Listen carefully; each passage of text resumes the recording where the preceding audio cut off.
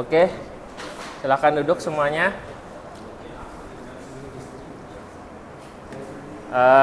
Oke, selamat datang.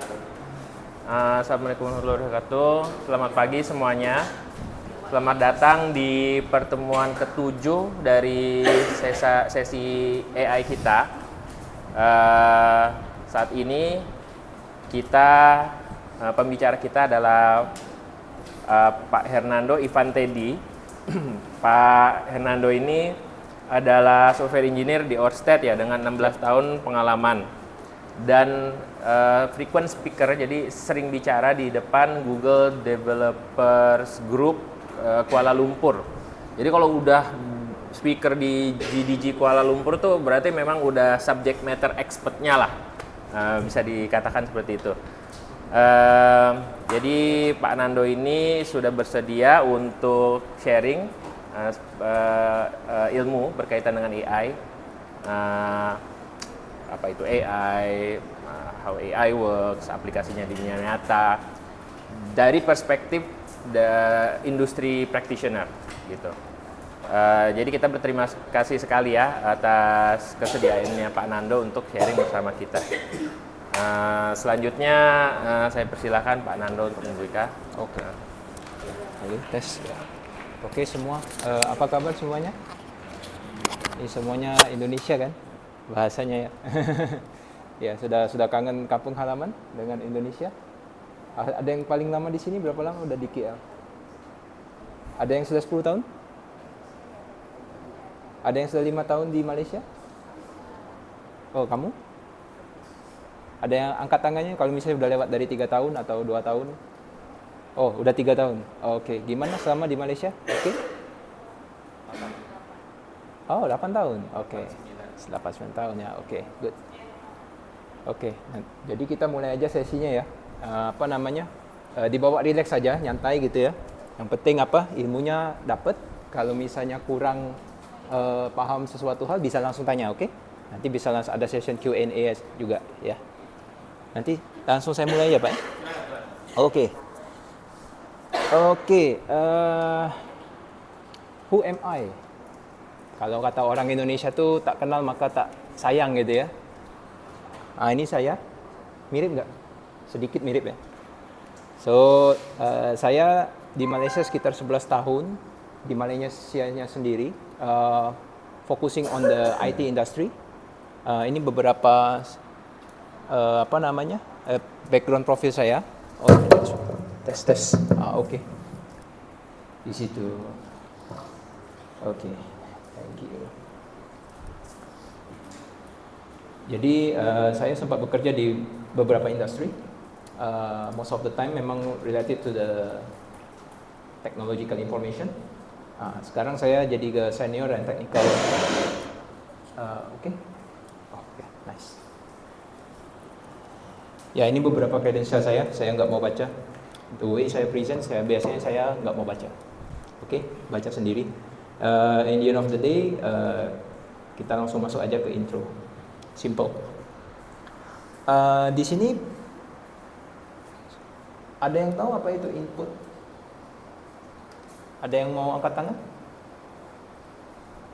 Angkat jari, kata orang angkat tangan nggak mau, angkat jari aja gitu ya.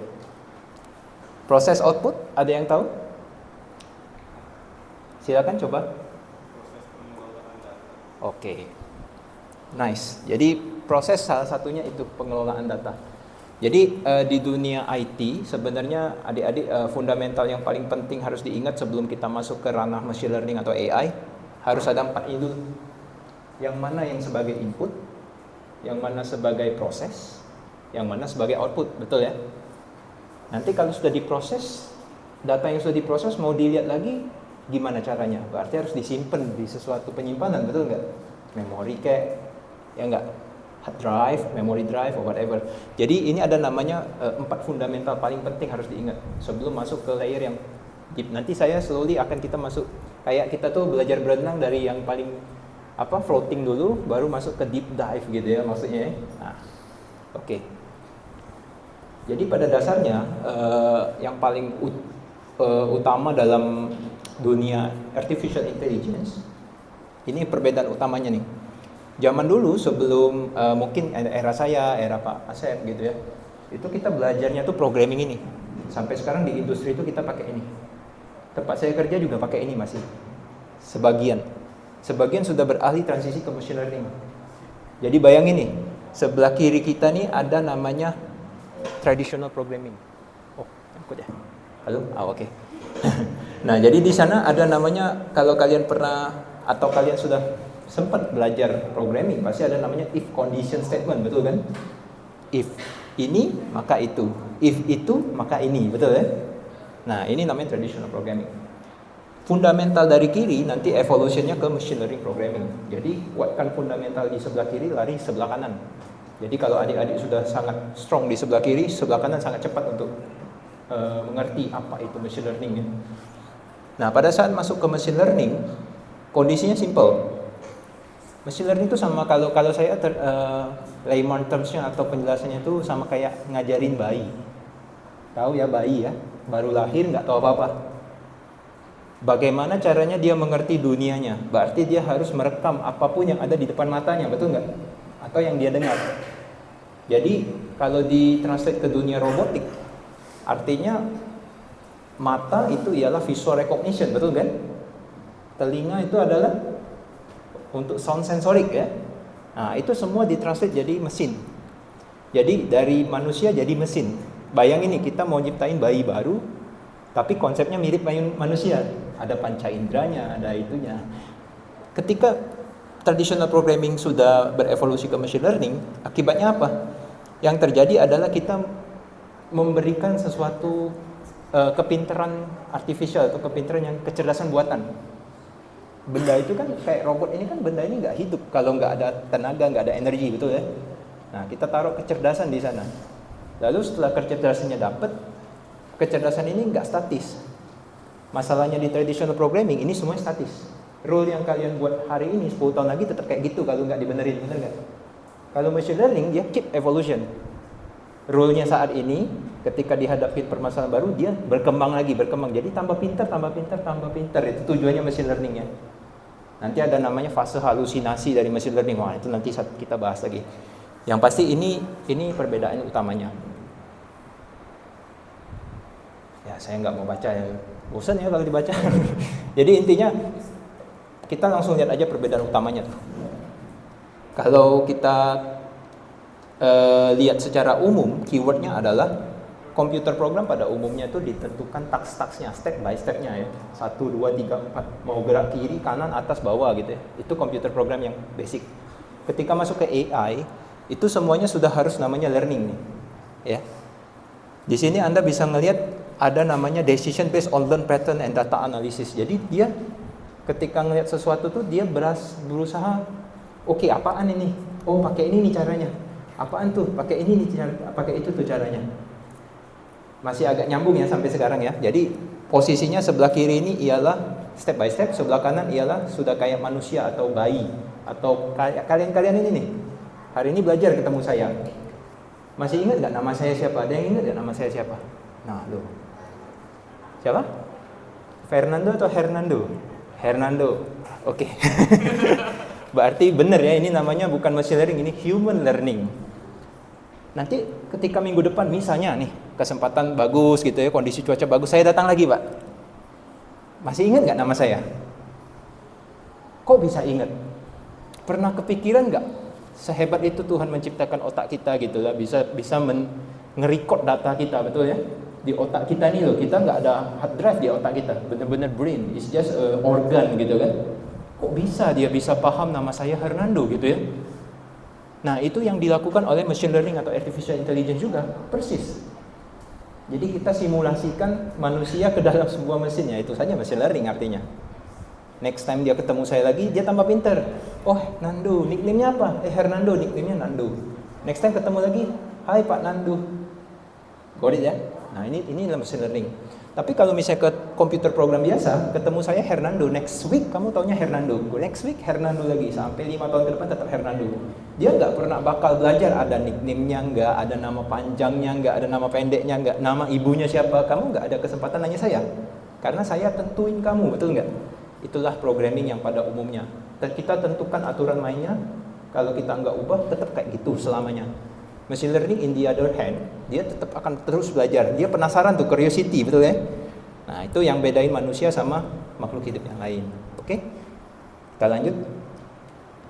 Nah, ini mungkin yang kalian, saya rasa mungkin seperti kata Pak Asep, ada pengantarnya. Anak-anak di sini udah pada sempat belajar visual recognition, speech recognition, all the sensoric system yang ada di robotik ya. Even though itu basic, kalian at least tahu gambaran utamanya bahwa ini adalah basic fundamental AI. Oke, dia ada namanya pattern recognition. Apa itu pattern? Pattern itu pola. Ya, contoh ya, kita lihat ini. Coba kalian lihat. Kamu deh yang baju biru. Kalau saya ngomong ke kamu itu person 99%, kamu percaya nggak? Itu manusia kan? Betul ya? Bukan boneka ya? Oke. Kamu yang pakai baju hitam. Mountain bike. Benar itu? Sepeda gunung. Betul ya? Oke. Nah, lalu ada tulisan outdoor. Kamu deh, outdoor. 83%. Benar outdoor. Kamu lihat persentase di sana, beda-beda kan? Kenapa berbeda? Kenapa? Kurang clear. Oke, it's fine. So, perbedaan persentase ini ialah yang menjadi fundamental dari pattern recognition atau machine learning. Karena kita nggak bisa pastiin 1 sama 0, 100 sama 0. Bedain itu ya. Kalau di programming umum kita pasti if condition, maka kondisinya apa? Kalau di machine learning, dia harus lihat dulu sampel data yang dia sudah pelajari itu apa. Berarti sebelumnya kalau saya adalah robot, seandainya saya robot nih, nanti kalian pada bingung, beneran nih robot di depan ya. Ya, artinya apa? Bagi program yang kasih tanda label, ini kan namanya labeling. Dia sudah kasih label. Artinya bagi kalian, mungkin kalian pada penasaran, programnya belajar dari mana kok bisa tiba-tiba nentuin 99%, betul ya? Nah, artinya program tersebut sudah punya data sampel sebelumnya. Paham ya? Data sampelnya menyatakan ini sudah pasti exactly mountain bike. Nggak ada yang bisa bantah, no objection. Tetapi kalau outdoor kok 83%? Oh, bisa jadi ada namanya outdoor cahayanya lagi bagus, outdoor cahayanya lagi gelap. Ada indoor cahaya lagi bagus, indoor cahayanya gelap. Ya. So, ini adalah namanya pattern recognition. Tetapi dia nggak bisa pastiin 100%. Dia harus berdasarkan data yang dia pelajari sebelumnya. Seandainya saya kasih data baru ke program kita atau ke robot kita nih, apakah angka tersebut bisa berubah? Kalau misalnya outdoor ternyata saya ke depan ambil foto bagian depan dari gedung ini, angka outdoor itu bisa berubah loh, karena kita kasih input baru kepada mesinnya. Loh, kok outdoor depan ini nggak kayak gunung di sana? Turun dong persentasenya. Nah, itulah namanya, ada namanya nanti reinforced learning. Dia tetap belajar gitu. Selama kalian sebagai penciptanya ngasih dia input terus, atau dia sendiri mengambil input baru. Paham ya? Oke. Cool. That's good. How they do that? Siapa yang di sini yang suka matematika? Ada yang ragu-ragu, ada yang setengah, saya suka tapi Pak, gitu ya, ada yang kayak gitu ya. Ada yang setengah suka matematika. Setengah suka ya. Nah, kenapa saya tanya setengah suka? Karena di fundamental machine learning kalian harus belajar memisahkan nilai value yang enggak pasti. 0, 0,1, 0,2 terus sampai 1. Betul ya? Jadi hidupnya nggak ada 0, nggak ada 1. Pasti ada tengah-tengah. Pasti ada yang mayoritas almost atau yang less likely. Right? Jadi kalau di percentage mungkin yang ini suka matematik 60%, ini suka matematik 70%, ini mungkin 30%. Depends on how you perceive that, right? Kenapa ini kuncinya? Sebelum ada machine learning pun komputer sendiri dibuat dengan dasar matematika yang sangat kuat. Harus ngerti matematik. Tapi apakah harus menjadi keharusan harus pinter kayak Einstein? Nggak harus juga. Minimal basic konsepnya tambah kurang kali bagi paham satu ya. Kedua harus bisa nanti belajar ya, ini SMP SMA ya Mas ya. Nah nanti akan belajar pengolahan matriks, nanti ada belajar pengolahan integral sama diferensial. Nanti kalian akan belajar gunanya nanti ketika sudah masuk dunia nyata. Oh ini toh tujuan kita belajar sin cos tangen gitu ya. Kan diajarin sin cos tangen gitu. Apaan sin cos tan gitu kan? Nah, nanti ada fasenya kalian ngerasa, oh ini sangat berguna untuk buat game development, physics. Oh, nanti di robot ketika dia mau ngangkat pakai satu arm, one arm robot misalnya. Berarti dia harus ada namanya sudut, gerakan sudut. Ya, angle of attack-nya dia ngambil barang harus belajar sin konstan gitu. Paham ya? Jadi mencoba mencintai matematika dari umur kalian sekarang. Oke? Oke, jadi ini. Jadi sebelum kita masuk ke fancy stuff, orang selalu ngomong di depan AI itu nomor satu, broad terms. Yang sekarang lagi heboh apa? GPT ya, ChatGPT ya. Ada yang pakai ChatGPT di sini? Wah, umur sekarang udah GPT, Pak. Saya umur kalian mungkin masih main kelereng gitu. Ya main gundu gitu ya. Nah, Anda sudah pakai ChatGPT luar biasa. GPT itu di layer 5. Artinya sudah evolusi yang sudah paling mutakhir, ya. Jadi dari AI, machine learning, nanti belajar sistem jaringan saraf tiruan, saraf manusia, gimana cara kerjanya. Nah, itu ada nanti pelajarannya. SMA biologi ada belajar sistem saraf manusia. Ada axon, ada perseptron, segala macam. Tapi itu SMA. Ya, yang masih SMP belum dapat biasanya itu. Itu jadi fundamental neural network. Nanti masuk ke deep learning, masuk ke generative AI. Deep learning ialah yang kalian sekarang lagi eksplor di robotik. Jadi kalian sudah mulai tahu ada sensoric system. Nah, sensor itu kan ngasih data terus tuh setiap millisecond, betul nggak? Nah, itu gimana cara ngolah datanya setiap millisecond? Ada yang pakai algoritma tertentu atau ada yang pakai rule tertentu. Kalau pakai algoritma biasanya masuk ke deep learning nanti. Dia tetap pelajarin itu sensor. Oke? Lanjut. Saya nggak mau baca, bosen gitu ya, kata orang di belakang, aduh lama banget. Nah, langsung aja. Oke, jadi yang paling utama di bagian AI, kalau misalnya orang setelah kalian dari kelas ini ditanya apa itu AI sebenarnya, simple. AI itu kecerdasan buatan, ya. Kalian membuat suatu kecerdasan, tetapi ada beberapa bagian dari yang paling basic sampai yang paling advance. Oke? Ada yang pernah belajar computer vision di sini? Computer vision? Pernah? Gimana cara kerja computer vision?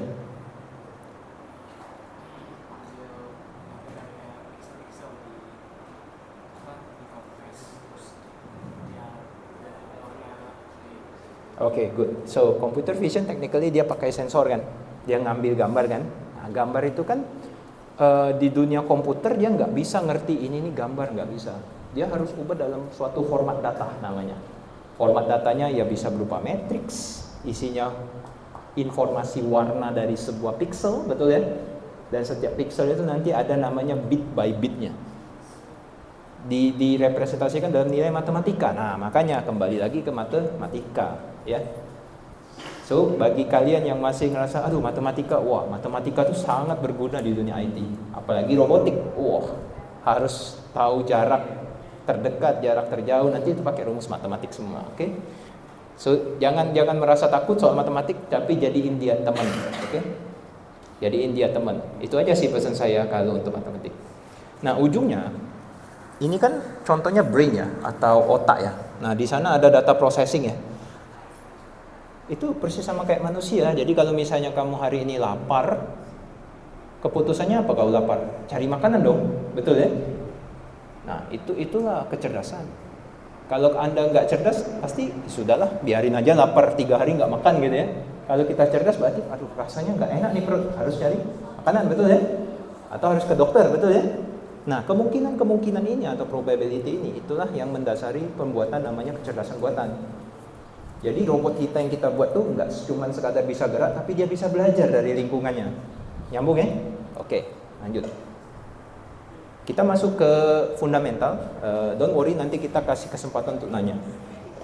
Kita masuk ke machine learning. Jadi dari AI tadi, kalau kita balik ke diagram tadi, dari AI kita masuk ke machine learning. Coba kita, apa itu machine learning? Mungkin sebagian dari kalian sudah terekspos sebelumnya apa itu machine learning. Jadi ini cuma sekadar kasih tahu aja informasi. Saya nggak mau baca, bosan gitu ya. Nah, saya langsung aja ngomong bahwa yang paling simple kita lihat gambar. Oke. Ada 4 macam nih. Ada yang pernah tahu ini sebelumnya? Atau ada yang pernah dengar ini sebelumnya? Ada? Oke.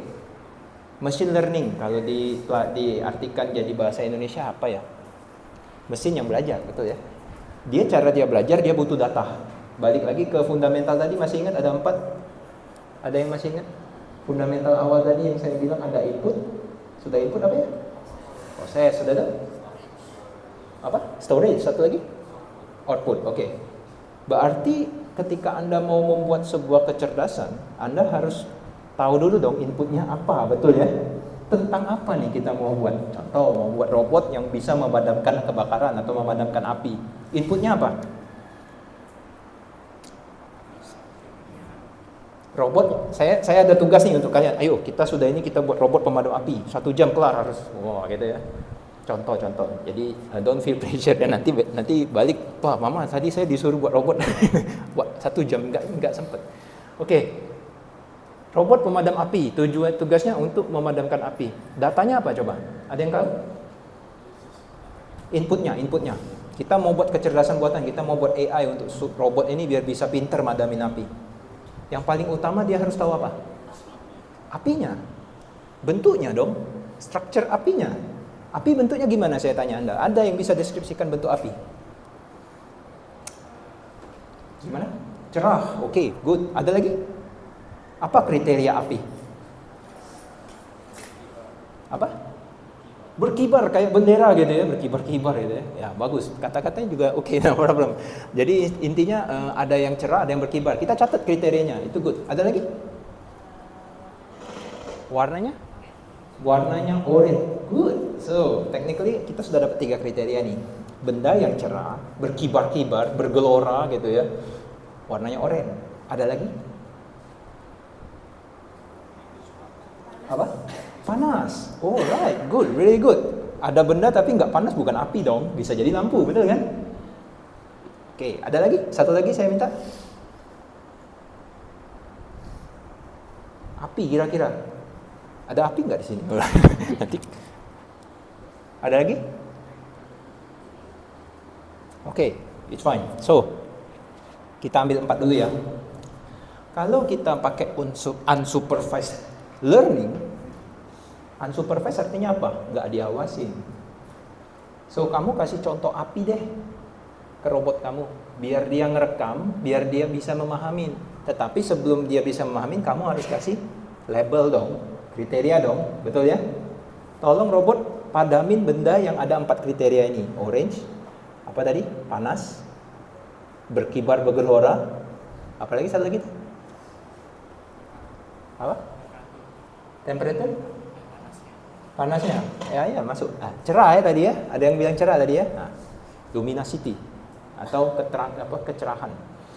Di unsupervised learning artinya kita sudah punya data ini, kita kasih api, satu contoh api. Ini api contohnya. Ini robot. Datang dia. Api bukan. Kalau api nanti aku semprot pakai air. Itu logika programmingnya gitu ya. Jadi sebelum buat program kalian harus buat dulu jalannya di draft dulu jalannya, baru buat programnya, namanya pseudocode approach. Buat dulu jalannya, buat dulu algoritmanya, baru bisa kita matiin apinya, betul ya? Unsupervised learning, ketika kamu kasih api bentuk lain, misalnya warna biru, pernah lihat api warna biru nggak? Mati nggak apinya ketika disiram? Di unsupervised learning dia harus mati. Kenapa? Dia bisa belajar bahwa ini kayaknya api tapi bukan 100% api, sama kayak gambar sebelumnya tadi. Bisa jadi ini api tapi mungkin cuma 60%. That's how we call it unsupervised learning. Oke? Nyambung ya sampai sini ya? Jadi bagaimana cara dia belajar bisa sampai matiin api, dia harus ada konsepnya unsupervised. Ini machine learning konsep unsupervised. Artinya kita kasih dia contoh, nanti ada sampel lain, kalian belajar sendiri. Dia tahu ini rasa temperature-nya kayaknya ini api tapi warnanya salah. Tetap dimatiin. Tapi dia ambil data yang kedua tadi, api biru. Keluar lagi api hijau. Dimatiin nggak apinya? Itu adalah unsupervised learning. Sekarang masuk ke supervised. Supervised artinya kita yang tentuin kategori 4 kriteria ini ialah api. Sudah kasih dari awal explicit dimension ini api. Nyambung ya? Bedain ya antara yang sudah dikasih cuman kriteria doang atau dikasih label beneran. Bedain. Semi supervised itu sama kayak kita ngajar kalian. Saya ngajarin hari ini soal machine learning. Nanti balik dari sini kamu langsung buka Google, kamu beli robot dari Mas Asep gitu ya. Beli 3 robot, bawa balik rumah, buat beneran nih robot api. Lalu minggu depan kita ketemu, Pak, saya sudah jadiin robot api. Dia bisa bantu saya madamin kebakaran di gedung A kemarin. Di gedung levelnya loh. Padahal saya tugasnya cuman api kecil gitu ya. Dia sudah bisa sampai api. Itu namanya semi supervised. Kita kasih kalian bahan, kalian belajar explore sendiri sampai kalian ternyata loh kok lebih hebat dari kita gitu. Itu artinya semi supervised. Kita sudah awasin kalian tapi hanya sampai titik tertentu. Oke? Masuk ke reinforcement. Nah, reinforcement ini agak menarik, ini agak dilema jelasinnya. Reinforcement itu artinya dia keep learning dengan sesuatu yang dia juga nggak ngerti, sama kayak tadi ini api. Kriterianya saya sudah jelasin, sudah kasih label. Tiba-tiba pernah nggak lihat api jenis lain selain api yang kalian lihat sebelumnya? Pernah lihat api dari spiritus nggak? Nggak pernah ya. Spiritus atau alkohol juga bisa ngasilin api. Atau flammable material. Pernah lihat nggak sebelumnya? Atau api yang sama sekali nggak ada warnanya. Pernah lihat nggak? Nanti kalian Google ya, atau ChatGPT, ada nggak api yang nggak ada warnanya? Mungkin baru dengar hari ini. Ya, bisa loh kelihatan api yang nggak ada warnanya loh. Kok bisa? Nah, reinforcement learning itu artinya kan dia bisa belajar berdasarkan lingkungannya. Tanpa harus diawasi, dia sudah bisa menerka-nerka. Ini kok mirip api, tapi kayaknya bukan api. Tapi aku catat sebagai api deh. Dia sendiri loh yang belajar. Nggak usah harus diperintah terus-menerus. Jadi kalau supervised learning, saya harus perintahin terus-menerus. Reinforcement learning, dia belajar sendiri, punya inisiatif sendiri. Paham ya? Oke, ini adalah fundamental machine learning. Karena setelah kalian ngerti ini, mau buat apapun kalian bisa. Oke? Ini bahasa Inggrisnya. Semuanya bisa bahasa Inggris di sini? Oh, bisa Pak. Inggris gampang gitu kan. Woi, gitu kan. Asik. Kalau bahasa pemrograman ada yang bisa di sini bahasa pemrograman? Basic compiler, C#, or whatever, JavaScript. Ada yang pernah dengar? Oh, nice. Good. Nah, itu sebagai intermezzo aja. Intermezzo itu selingan ya, biar nggak boring. So far nggak ada yang bosan ya? Masih ingat ya? Masih ikut ya? Ada yang ngantuk? Nggak ada ya? Oke, good. Oke, ini contohnya. Lihat bahasa Inggrisnya nih. Saya nggak mau baca sendiri. Nanti bisa saya share slide-nya ke Pak Asep, oke? Kita langsung masuk ke bagian berikutnya, deep learning. Tadi ada machine learning, tadi ada deep learning. Loh, kalau ingat diagramnya tadi apa nih? Ada nggak deep learning di sini? Kok kita langsung lompat nomor 4 Pak? Nomor 3-nya kok nggak dijelasin gitu ya? Jadi nomor 3 itu transisi antara machine learning ke deep learning. Jadi saya jelasinnya langsung aja di deep learning. Oke? Jadi machine learning itu lebih gede. Itu sistem machine learning tadi ya. Inputnya tadi api ya. Ingat ya masih ya. Jadi kalau ditanya kalau inputnya api, robotnya bisa madamin api, bukan madamin air. Oke ya, terbalik ya. Oke, lanjut. Deep learning. Waduh, what is this? Why is so complicated kata orang kan? Make it simple. Jadi kalau untuk di bagian deep learning ini kita mulai mempelajari hal yang lebih dalam. Namanya deep, benar ya? Langsung kita ke gambar. Contoh nih. Tiba-tiba kamu dihadapin gambar cumi-cumi warna biru, lalu ada kecil-kecil warna merah di atas. Di dunia machine learning mereka nggak bisa terlalu detail. Machine learning itu tuh masih batasannya masih di atas. Kriterianya harus kalian definisikan banyak banget, betul ya? Di dunia deep learning mereka bisa lebih detail lagi. Jadi ada contoh kayak gini nih. Ketika sensor melihat gambar ini, pertama kali yang dia lihat apa? Klasifikasi warnanya. Makanya di dunia machine learning ada namanya sistem extraction, segmentation, and classification, betul ya? Pernah dengar nggak istilah-istilah kayak gitu? Di segmented atau dipecah dulu. Oh, warnanya apaan sih?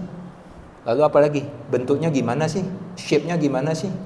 Lalu ada anatominya seperti apa? Sudah dapat itu, di-split lagi. Dari warna yang kita dapatnya ada 3 warna, biru, merah, putih. Warna biru, merah, putih. Kita cocokin objek apa yang warna biru, objek apa yang warna merah, objek apa yang warna putih. Oke? Terus program komputer kita bisa mendetermin bahwa ternyata ini lebih dominan warna biru, makanya ditulis warna biru. Oke ya. Lalu mukanya kayak gitu. Oh, nah jadi pada saat mereka membandingkan ini, mereka harus punya sampel data dulu dong sebelumnya. Nggak bisa main tebak-tebak aja gitu ya. Sama kayak bayi, kamu kasih foto cumi-cumi. Bayi manapun di dunia dia nggak ngerti apaan benda ini gitu ya. Tapi kalau dia diajari oleh orang tuanya bahwa ini adalah cumi-cumi, suatu saat dikasih bentuk yang sama, pasti kamu langsung ingat kan sebagai bayi atau sebagai manusia pada umumnya. Kecerdasan buatan persis sama. Tetapi layer untuk penyimpanannya semakin banyak. Layer processingnya semakin banyak. Itu namanya deep learning. Oke, paham sampai sini ya? Jadi ini bisa dibilang hari ini kita deep dive ke fundamental dulu. Nanti mau tahu ada kesempatan lagi di lain waktu kita lihat codingnya. Kali ini masih yang deep dive dulu ya, fundamental dulu. Jadi anak-anak di sini paham bahwa ada perbedaan. Oke, bedanya gini. Coba, ada yang bisa artiin nggak? Apa bedanya?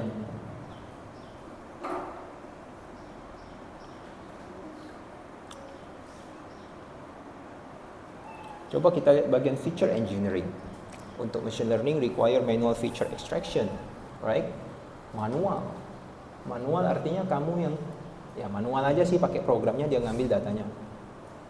Deep learning ada namanya automation di sini. Jadi dia bisa tahu ini kayaknya cocok untuk bagian ini deh. Jadi labelingnya itu sudah otomatis di deep learning. Oke. Nanti ada yang pernah belajar Python di sini? Oh, 1, 2, kamu? Oh, sudah pernah belajar? Oke, good. Ya, hampir sebagian besar data scientist itu pakai program namanya Python. Kenapa? Ada yang tahu? Jadi di Python itu bahasa pemrogramming yang paling enak untuk dipelajarin karena dia tidak punya sintaksis. Jadi dunianya itu fungsional. Beda dengan bahasa pemrograman yang lain yang mungkin mengharuskan kalian mengerti sintaks, fungsi, sama semicolon, sama segala macam structure interface. Di dunia Python, they don't define that. Python memudahkan kita untuk membuat suatu program dengan cepat. Karena bahasanya itu bahasa manusia. Paham ya? Lebih mudah dibuat, lebih ngerti dan dibuat. Nah, ini nih, ada istilah training. Ada yang tahu arti training? Angkat tangan. Saya nggak bawa payung cantik ya. Kalau ada payung cantik kasih payung. Ini ada yang tahu training, istilahnya apa training? Apa artinya? Melatih? Latih. Pelatih atau melatih atau latihan? Melatih, oke. Training, yes. Masuk. Training, melatih. Kalian biar bisa jago buat robot, berarti kamu harus tiap minggu kesini gitu ya? Atau tiap hari kesini kalau bisa gitu ya? Kenapa? Latihan. Kenapa harus latihan? Biar semakin ingat dong. Kamu bayangin kamu ke sini misalnya cuma 1 tahun sekali diajarin robot, diajarin machine learning gitu ya.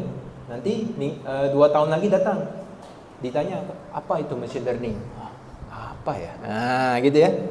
Jadi ada namanya frekuensi latihan di sini. Semakin sering latihan berarti harusnya semakin ngerti ya. Ada yang salah nggak kalau semakin sering latihan semakin nggak ngerti? Di dunia machine learning itu artinya sudah masuk ke overtraining. Overtraining artinya terlalu sering latihan. Jadi training pun ada limitnya di dunia machine learning. Nanti ada namanya hyperparameter tuning. Wow, nanti istilah lain lagi tuh. Jadi untuk kita mau ngelatih sebuah model biar bisa dia paham apa itu kecerdasannya.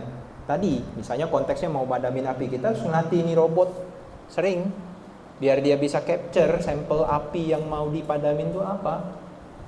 Lalu setelah kita lepas ke lapangan, dia lihat api yang lain, dia sudah bisa memikir sendiri. Oke, jadi dikasih contoh sampelnya dulu. Oke, kita masuk. Ada yang mau tanya sampai sini? Gak ada? So far so good? Atau so far gak ngerti? Lebih tepatnya gitu. Ada pertanyaan, tanya aja, gratis, no problem.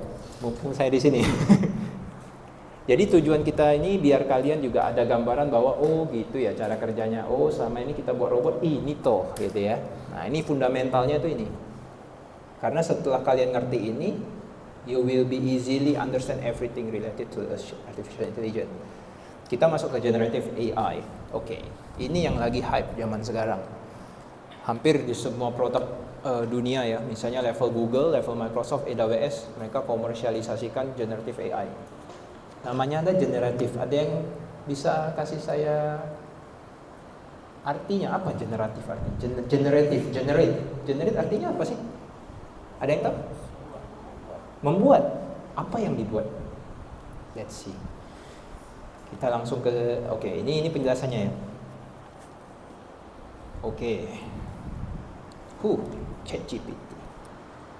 Tadi saya ada tanya kan sempat kan, siapa yang pakai ChatGPT di sini? Ada berapa banyak? Coba angkat tangan. 1, 2, 3 semuanya.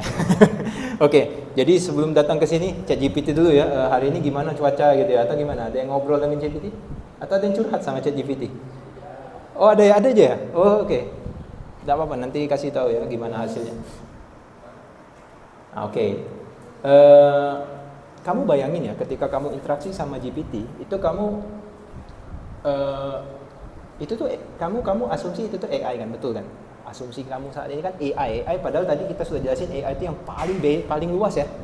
AI itu banyak macam kan? Setelah AI apa tadi? Machine learning kan? Setelah machine learning, neural network, deep learning, generative AI. Jadi generative AI adalah di mana dia bisa mengenerate sesuatu atau membuat sesuatu. Tidak hanya teks seperti ChatGPT yang kalian pada umumnya tanya ini apa, dia jawab pakai teks juga, betul ya? Nanti ada namanya generative image. Kalian bisa membuat image berdasarkan teks yang kalian masukin. Betul ya? Ada yang pernah coba? AI yang bisa membuat gambar, ada yang pernah coba? Pernah coba ya? Misalnya, tolong buatkan gambar Spider-Man lagi makan bubur misalnya. Bisa. Dia kasih bubur, dia kasih Spider-Man di belakang. Itu artinya generative image. Nah, kita lanjut ke sini. Pada umumnya 3 ini yang paling pada umumnya sampai sekarang. Jadi, apa yang kalian minta, mereka bisa bantu buatin. Paham ya? Mau buatin image, mau buatin teks, mau buatin audio. Kok beda dengan AI yang kita belajar di robot? Kelihatan nggak bedanya? Robotik tadi masuk di segmen apa sih? Masuk di machine learning atau masuk di bagian deep learning? Ada yang bisa jawab? Machine learning, right. Apakah robotik bisa masuk ke generative AI? Ada yang bisa jawab?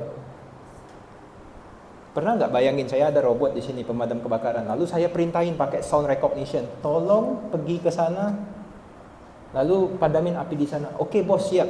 Dia gerak sendiri, tapi dia nunggu inputan dari saya. Apakah itu termasuk generative AI? Enggak, kenapa? Betul. Berarti kita input kita sebenarnya prompt, artinya kita memerintahkan kan. Tapi apakah dia membuat sesuatu di sini? Dia ngikutin perintah kita. Beda dengan ini. Ini artinya dia membuat sesuatu yang baru. Bedain ya. Ngikutin perintah, lalu dia melakukan sesuatu. Tapi sesuatunya itu apakah yang baru atau yang sudah diprogram atau yang dia belajar sendiri. Bedanya di situ. Jadi generative AI khusus untuk yang membuat hal yang baru. Pernah dengar nggak musik yang dibuat oleh AI? Teman saya baru share kemarin kalau nggak salah. Nanti kalau ada waktu kita coba lihat. Musik. Coba kamu putar, kata teman saya. Saya putar. Bagus ya lagu baru ya? Enggak, ini AI yang buat. Ngeri nggak? AI sudah bisa buat musik gitu ya. Komposer gitu sudah AI bisa bantu buat. Dan orang nggak bisa bedain ini manusia atau AI yang buat. Ini GPT kan? Betul ya? GPT begini kan stylenya kan? Ketik apa, dia kasih penjelasan. Tolong buatkan PR saya. Wow, keluar semua. PR yang mana gitu ya. Right? So, Nah, jadi istilah permintaan kita atau request kita terhadap AI-nya sendiri kita namanya prompt. Ya, prompt itu apa? Bahasa Inggris artinya prompt? Masuki, kind of. Nah, saya rasa bisa begitu ya, nggak apa-apa. Jadi prompt istilahnya kita mau apa ya? Kalau di sini apa coba? List 5 things a first year postgraduate. Jadi kita mau dia bantu kita kasih saya list apa yang dilakukan oleh orang postgraduate atau orang yang sudah kuliah level lanjutan dari S1. Dia kasih ini bla bla bla. Pernah nggak kamu ngobrol sama ChatGPT tapi kamu tantang balik ChatGPT-nya? Jadi dia jawab. Kamu merasa dia kayaknya salah deh jelasin saya. Kamu pernah enggak? Bukannya yang seperti ini. Ada yang pernah begitu? Pernah. Misalnya kamu ngomong, oke, apa ibu kota Malaysia? Misalnya ChatGPT, misalnya ya, dia jawab ibu kota Malaysia Jakarta. Kamu iyain atau kamu jawab balik? Kalau kamu jawab balik, apa yang dilakukan oleh ChatGPT? Pernah lihat nggak responnya? Saya pernah soalnya. Exactly. Dia bakal koreksi, tapi dia juga bakal nanti belajar lagi. Oke, oh seperti itu ya. Oke, saya catat.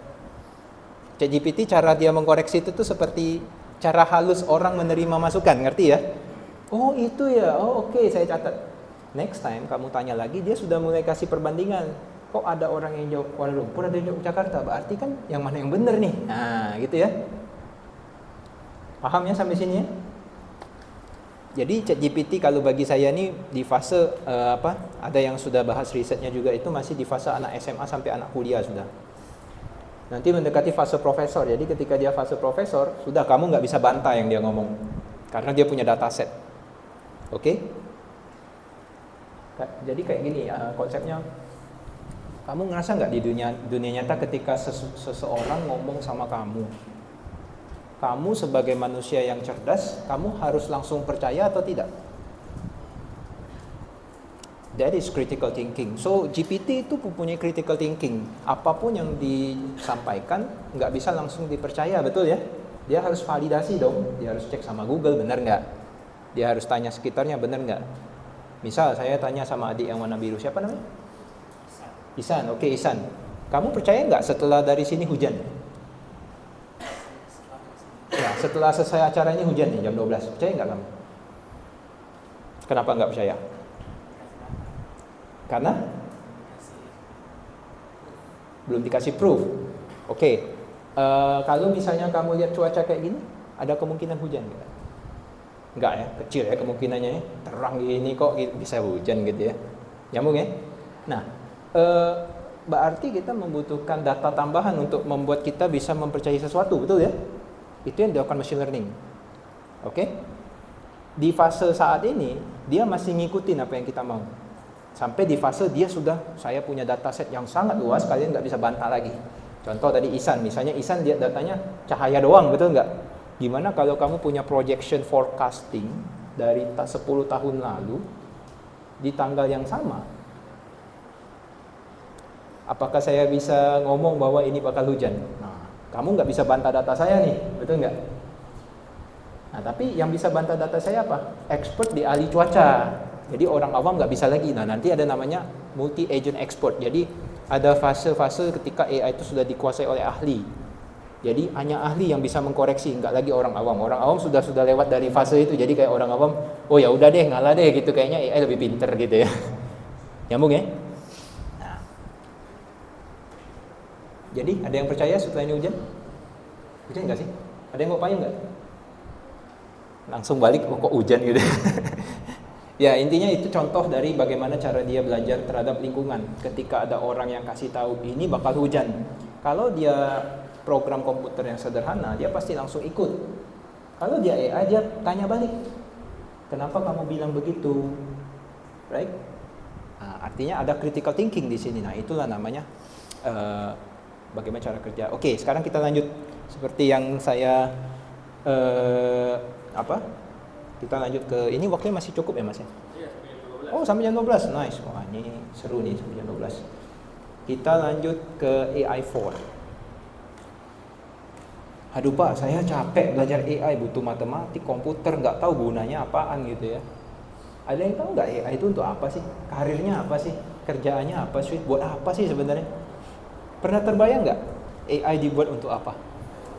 Atau untuk for fun seperti kayak kasih ChatGPT aja ke anak-anak biar kalian bisa ngobrol curhat gitu kan, tanya zodiak hari ini apa gitu. Atau untuk apa sih sebenarnya AI ini? Kamu lihat di sini ada 5. Ada yang tahu gambar nomor 1 apaan? Ada yang tahu? Apa? Apa? Oh, yang lain? Saya belum terlalu dengar tadi AI apa? Untuk kerja? Lagi kerja, oke saya catat. Ada yang lain? Yang gambar nomor 1 nih.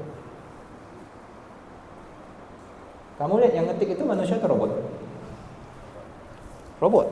Kamu bayangin nggak suatu saat robot yang kalian buat ini bisa ngetik buat kamu? Pernah kebayang nggak sih? Saya pernah loh kebayang kayak gitu. Ada robot yang bisa bantuin. Kamu pernah nonton Doraemon? Pernah nonton ya? Doraemon itu robot loh. Tahu ya? Anak sekarang masih ingat Doraemon nggak ya? Saya coba mau tes. Ada yang ingat? Ada yang nonton Doraemon nggak kalian? Ada ya? Robot kucing dari masa depan? Abad 21, betul ya? Nah, itu kamu bayangin, itu komik dibuat tahun 90. Tapi mereka sudah punya pemikiran bahwa bakal suatu saat nanti ada robot bentuknya kucing, bantu manusia, namanya Nobita, betul ya? Pernah terbayang nggak kalau Doraemon itu AI? Nah, simpelnya gitu. Jadi kalau kalian lihat Doraemon kok bisa bergerak, bisa ngerti segala macam, itu sudah orang yang buat komiknya itu sudah bayangin sudah jauh banget. Ya udah terbayang suatu saat bakal ada robot kayak gitu. Jadi ini namanya kita ngomongnya ini lebih ke chatbot. Ya. Jadi kamu bayangin orang yang ngobrol sama kamu bukan lagi manusia tapi script. Bukan robot secara fisikal. Untuk saat ini masih belum sampai level robot fisikal, tapi kita ngomongnya sudah level script. Di program. Kamu ngetik apa dia jawab apa, kamu ngetik apa dia jawab apa. Kamu ngerasa nggak ChatGPT itu auranya kayak manusia yang balas kamu? Iya nggak? Dulu zaman saya pertama kali belajar programming, itu mungkin sekitar 15 atau 16 tahun lalu kali pertama kali saya, sama kayak kalian lah, pertama kali belajar. Itu zaman kita nggak ada robot yang kayak ChatGPT itu nggak ada, masih terlalu jauh zaman kami. Ya, tapi sekarang ketika kamu nanya sesuatu, udah kayak kakak kamu jelasin kamu kan, sudah kayak guru kamu jelasin kamu kan, ChatGPT ya. Nah, jadi itu nomor 1 itu bisa mewakili itu. Lalu nomor 2, yang sebelah kanan, pernah lihat nggak? The drug discovery process. Apa artinya? Menemukan obat baru. Untuk apa menemukan obat baru?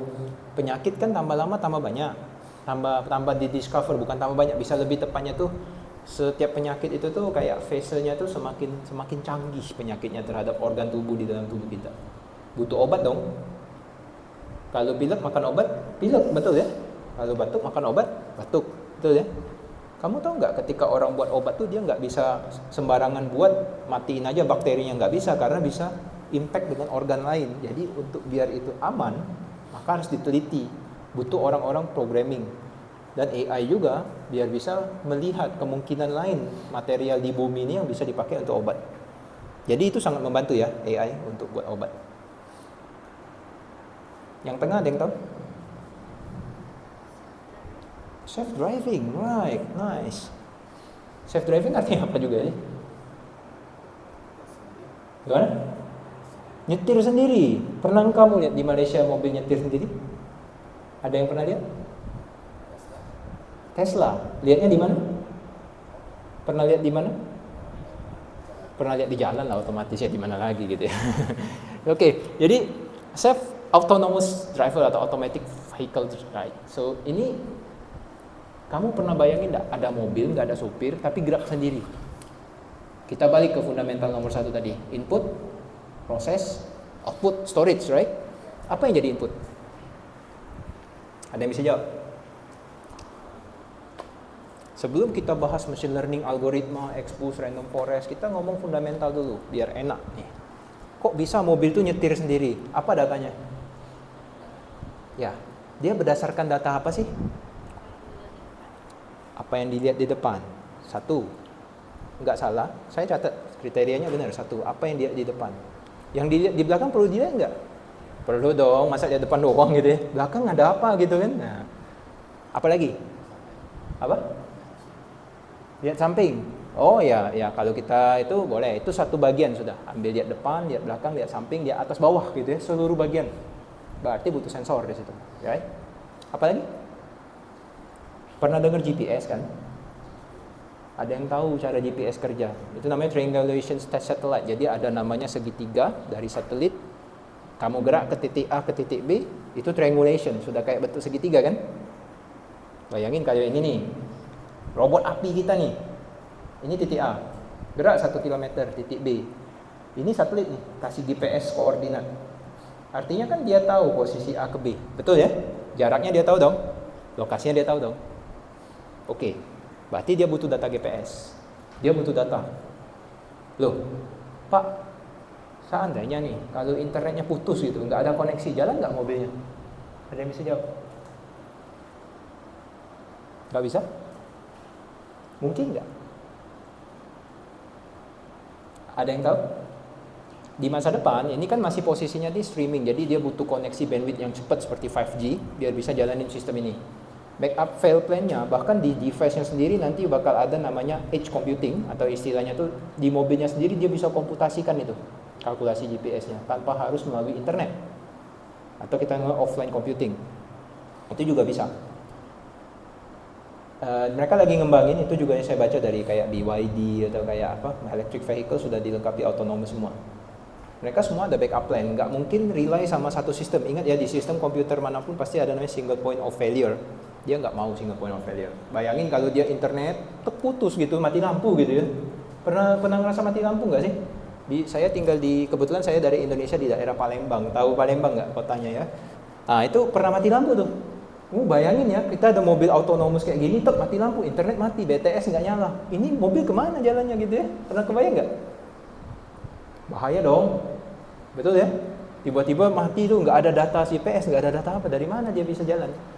Nah, nanti dia ada namanya backup fail plan-nya. Oke, kita lanjut dulu ya. Tapi sudah tahu gambarnya, itu self autonomous. Jadi yang pertama tadi sensornya dari depan, belakang, dari GPS. Kalau saya sebelum lanjut ini, ada lagi nggak kira-kira yang bisa buat mobil ini nyetir sendiri? Satu lagi aja. Kok bisa mobil nyetir sendiri selain butuh sensor depan, belakang, atas, bawah, GPS, jarak, koordinat, apalagi nih yang bisa buatnya nyetir sendiri? Ada lagi?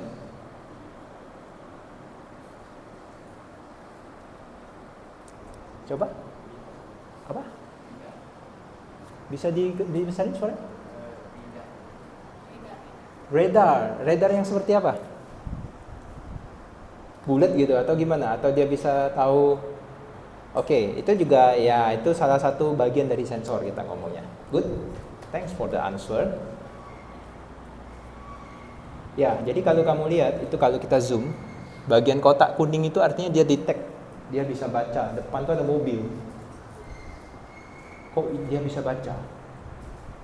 Nah, disinilah AI gunanya ya. Dia harus punya data sampel mobil dong, bentuk mobil yang benar tuh kayak gimana, baru si mobil bisa belajar, betul ya? Oh, depan gua mobil, oke. Jangan harus di-adjust ya kecepatannya. Oke, kita lanjut, nanti kamu lihat lagi lebih detail. Di bagian ini, kiri sama kanan, ada yang tahu? Ini smart home. Ada yang rumahnya lampunya bisa diganti warnanya, bisa dimatiin, bisa ketika masuk rumah, "Hi, can you open the lamp?" or "open the lamp?" Ada yang rumahnya kayak gitu di rumah? Oh, ada satu. Wah, nice. Oke. Jadi kalau masuk rumah, lampu hidup semua. Keluar rumah, mati sendiri otomatis. Canggih ya? Kenapa dia bilang smart home? Karena dia bisa tahu presence kita sebagai manusia ada di sana, baru dia bisa mengaktifkan sesuatu. As simple as that. Oke? Nah, ini juga part of AI sebenarnya. Karena itu ada komputasi di situ. Tinggal masalah apakah levelnya machine learning atau levelnya deep learning. Simple ya? Oke. Ya, ini penjelasannya saya nggak baca. Ini contoh yang tadi kita jelasin nih. Jadi kalau misalnya kita lihat healthcare tidak hanya membuat menghasilkan obat baru, tapi juga ada urusan sama MRI dan X-ray. Ya. Adik-adik di sini pernah lihat nggak hasil X-ray seperti apa? Kalau ada orang yang tiba-tiba didiagnosis oleh dokter, kalian harus X-ray. Berarti dia harus di-scan badannya. Dapat gambar tulangnya, gambar daleman bodinya ya.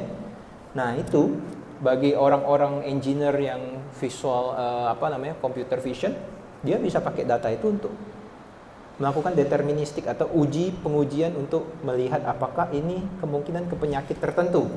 Canggih ya. Jadi bayangin kalau kamu ada satu ruangan, kamu masuk, scan, ketahuan penyakit ini. Sampai sekarang masih belum sampai di level itu. Tapi kalau sudah sampai di level itu, kamu bayangin rumah sakit, dokter mungkin sudah lama-lama tuh tinggal jadi monitoring aja, autopilot. Silakan Mbak masuk ke dalam box itu, kita scan dulu. Udah scan, sudah tahu penyakitnya, ini obatnya. Wah. Apakah itu bakal terjadi? Lihat aja nanti, next 10 years ya. Itu lagi diteliti oleh banyak perusahaan juga. Kamu lihat yang tadi kita bahas, autonomous vehicle self-driving car. Keywordnya, new driving data to improve the safety and efficiency of this vehicle. Kamu bayangin ya, Tesla ketika buat mobil, dia nggak mungkin ngetes seluruh jalan di dunia, benar nggak? Berarti dia butuh sampling. Samplingnya jalan-jalan yang ada di Amerika, jalan-jalan di region yang bagus nih, jalannya mulus. Coba kita masukin ke hutan di Indonesia misalnya, atau di bagian Jawa gitu ya, atau di bagian Sumatera. Saya orang Sumatera, ajak mobilnya Tesla masuk ke dalam Sumatera gitu kan, sebelah kiri hutan, sebelah kanan adalah rawa-rawa gitu ya. Bisa nggak Tesla belajar? Kalau Tesla itu pakai AI, pasti bisa. Dia lihat sekitarnya, loh kok berubah sampel datanya, kok bukan ini, coba pelajari gitu ya. Nah itu AI, oke? Kita masuk ke profession. Sampai sini ada yang mau tanya? Saya ambil minum bentar. Angkat tangan kalau ada yang mau nanya. Itu apa aplikasi AI kan? Ada mungkin ada pertanyaan mengenai proyek AI yang kalian bikin, ide-ide silakan. Tanya aja. Atau ada kalian lagi proyek AI yang lagi kalian buat gitu, kira-kira. Ada yang mau nanya? Nggak ada? Oke, nggak apa-apa. Lanjut, nanti kita kasih kesempatan tanya lagi. No problem. Kita lanjut ya, AI profession. Oke, sebelum kita masuk ke profession, kita lihat dulu trennya masa kini. Wah, ini 2025. Betul ya? Masih tahun 2025 ya kita ya. Saya lihat tak jam dulu. Wah, benar 2025. Ya, saya pastiin tahunnya aja, biar kalian juga di tahun yang sama kita ya. Oke, kalian lihat ada 10 tren. Ini saya ambil, saya satu dari salah satu referensi di internet juga. Bahasa Inggris. Saya langsung fokus ke bagian yang sangat unik. Yang pertama itu image generator. Nah, image generator. Dulu kita mau nyari gambar itu berarti buka Google Image ya. Saya mau cari gambar Pak. Kamu bayangin kalau next time kita nggak perlu lagi cari gambar. Buat sendiri aja gambarnya.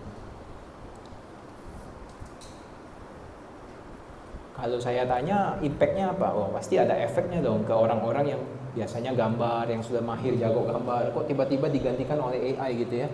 Nah, nanti ada namanya fase adaptasi lagi. Nanti ya, setiap ada teknologi baru berarti butuh adaptasi baru nanti. Ini yang menarik image generator. Yang kedua tuh yang menarik ini. Bagian generative musik atau video production. Multimedia nantinya itu bakal dibantu oleh AI. Ketika kamu ngedit video, ketika kamu rekam video kayak gini, ada yang misalnya, wah kurang pas nih posisinya, posenya bisa diperbaiki. Itu butuh AI. Image, video 25 fps, frame per second, berarti ada 25 gambar yang disusun dalam waktu yang berdekatan gitu ya. 60 fps, 60 gambar, 1 detik. 120 fps, 120 gambar. Kamu bayangin ada 120 gambar yang perlu diedit ketika misalnya saya lagi ngobrol kayak gini, tangannya goyang-goyang kayak gini. Lalu Mas Asep setelah acara ini lihat, loh kok Nando tangannya goyang-goyang? Saya nggak mau lihat tangan goyang-goyang gitu ya. Harusnya tangannya rapi di sini gitu ya. Nah, dieditnya pakai apa? Pakai AI. Kalau mau edit sendiri bisa sangat lama. Wasting time atau sangat makan waktu. Tapi kalau dengan AI dia bisa tahu sampel data pose orang duduk yang benar tuh gimana. Ya udah perbaiki aja, suruh AI yang benerin itu gambar automatically. Oke? Apa lagi yang menarik di sini ya? Ini juga nih code and build. Lama-lama nanti ada namanya foundation low code, low zero code apa ya? Kalau nggak salah saya baru baca dari teman saya di Google. Jadi lama-lama nanti ketika kita ngoding atau buat kode ya untuk program robotik kayak gini ya, suatu saat nanti bakal kayak serba otomatis kita ngomongin. Paham ya? Jadi ketika buat coding biasanya kita butuh framework, kita butuh SDK, kita butuh apapun itu. Tapi lama-lama sudah kayak ya udah kamu mau apa sudah buatin aja satu line of code bisa ngelakuin banyak hal. Ini namanya code generator. Oke? Jadi sudah ada template-nya, sudah ada apanya. Kalian nggak perlu mikir banyak lagi untuk hal ini. Oke? Kita lanjut ke profession tadi ya. Nah, jadi ada yang penasaran, saya belajar AI, belajar robotik, gunanya apa sih? Nah, gitu ya. Pasti ada dalam hati, kok kenapa saya hari ini ada di sini gitu. Ada yang bertanya, ada yang tanya gitu. Ini adalah masa depan. I can tell you this one is future, oke? Okay? Jadi yang kalian pelajarin itu merupakan benar-benar yang hari ini sampai kapanpun itu bakal dipakai. Jadi kuncinya kalian kuasain dunia programming, dunia matematika, dunia fisika, plus dunia robotik. Itu kalian sudah sangat bisa dibilang secure lah. Your future is secure again, say. Karena ini dipakai hampir semua perusahaan besar. Contoh nih di perusahaan saya sekarang, saya bekerja di perusahaan yang ngurusin wind turbine. Jadi ada namanya turbin di tengah laut ngasilin listrik. Jadi di sana ada orang data science yang ngeprediksi cuaca, prediksi ombak.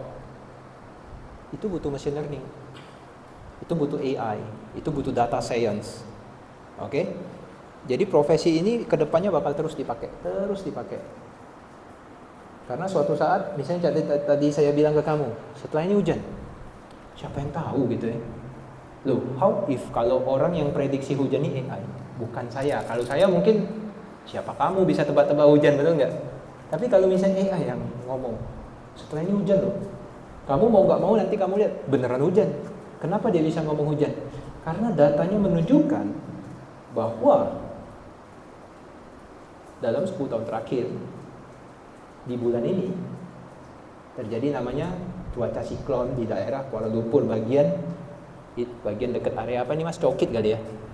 Atau area Cokit ya, betul ya? Nah, kamu bayangin loh, kalau sudah implementasinya sampai deep seperti itu, siapa yang buat? Ya kalian-kalian ini ntar. Kalau kalian sudah menguasai teknologinya, ya kalian nanti yang bakal buat sistem seperti itu. Canggih nggak? Canggih ya? Jadi kita bisa prediksi. Kamu bayangin kalau kita sudah bisa jago di level prediksi sebagai manusia. Kamu sudah bisa mempersiapkan hal yang lain, betul nggak? Kamu tahu loh, bakal hujan sedepan 1 jam lagi. Apa yang kamu lakuin kalau kamu manusia yang cerdas? Sedia payung sebelum hujan. Tergantung Pak, kalau hujannya badai nggak cukup payung. Berarti saya butuh yang lain, betul nggak? Nah, berarti kalian bisa mempunyai fase planning yang lebih matang, betul ya? Lebih merencanakan sesuatu lebih sangat matang. Jadi AI itu membantu di situ. Ada yang berminat jadi robotic engineer? Ada yang mau? Wah, langsung satu angkat tangan. Kenapa kamu minat jadi robotic engineer? Apa yang buat kamu suka robotik? Oke.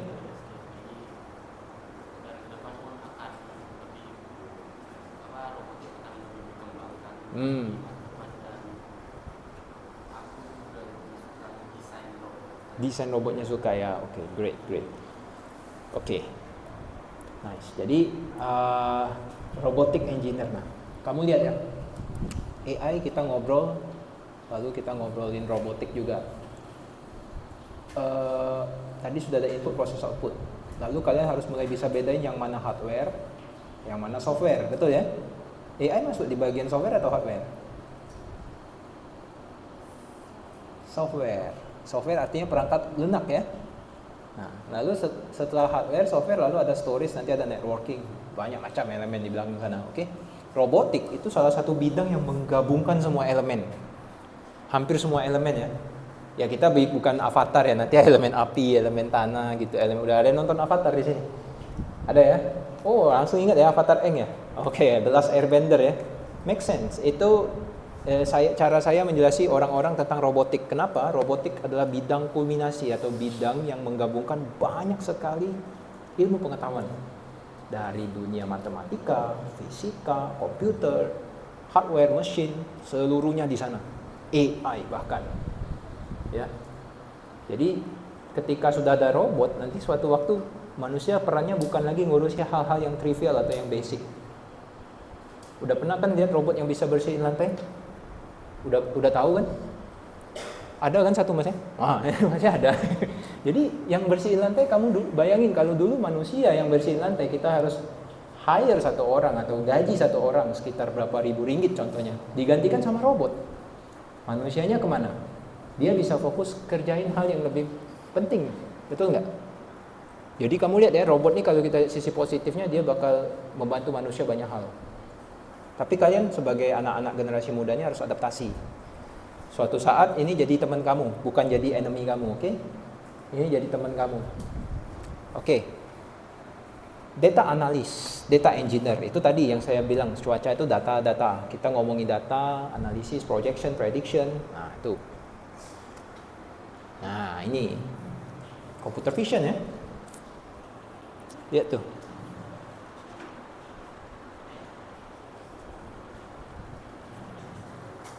Yang sebelah kiri, kamu bisa lihat nggak sebelah kiri kira-kira apa? Gimana sih cara buat programnya? Biar bisa ada gambar warna-warni, ada kotak-kotak, bisa nge-segmen yang mana manusia, yang mana mesin, yang mana mobil, yang mana jalan. Program kan perangkat lunak. Perangkat lunak banyak macam, ada yang tradisional, ada yang machine learning tadi ya. Yang machine learning tadi ada levelnya lagi tuh, dari AI, machine learning, deep learning segala macam. Kalau ini video, seandainya ini kan gambar nih.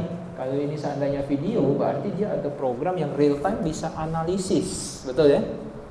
Berdasarkan inputan yang dia lihat, dia cek sama model dia punya machine learning, dia bisa kasih tahu ini adalah manusia, ini adalah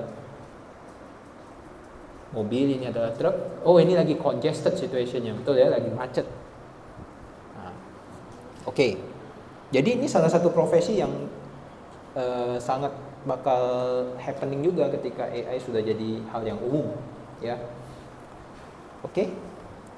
Software engineer as usual, perangkat lunak itu harus buat programnya atau ada. Saya termasuk orang software engineer karena saya buatin program.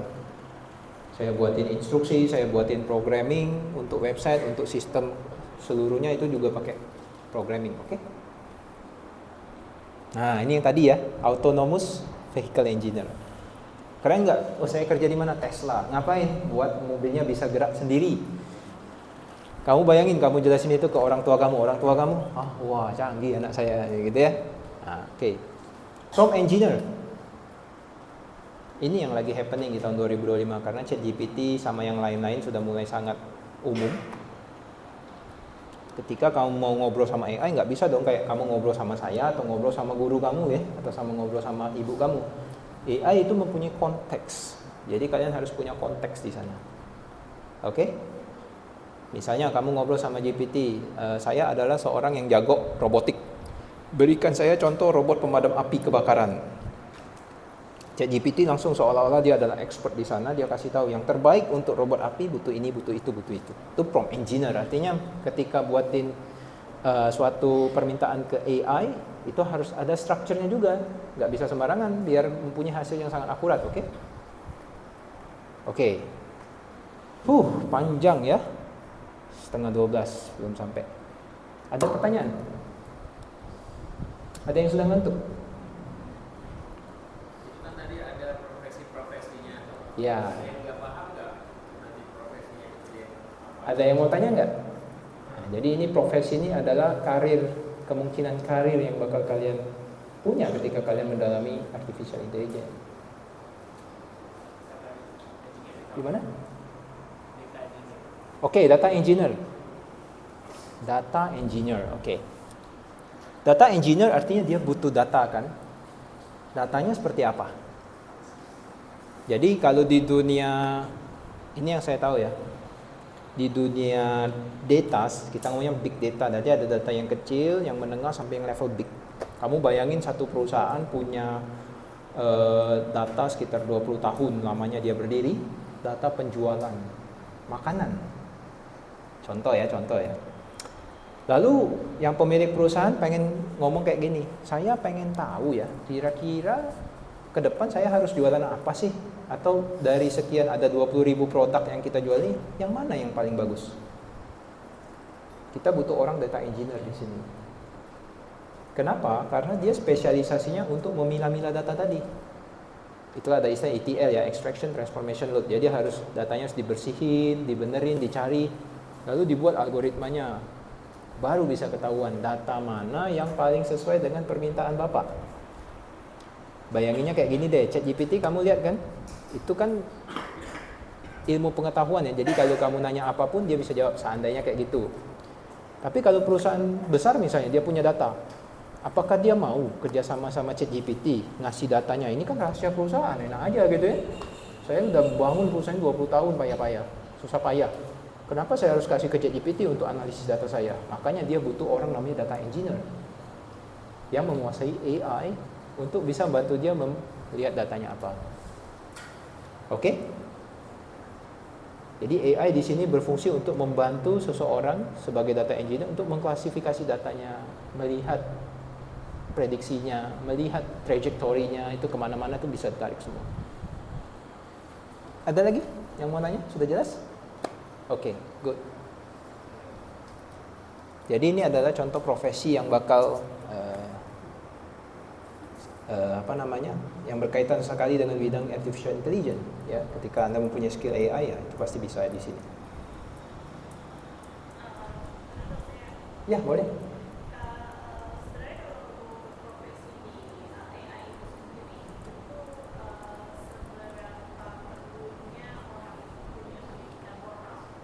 Oke.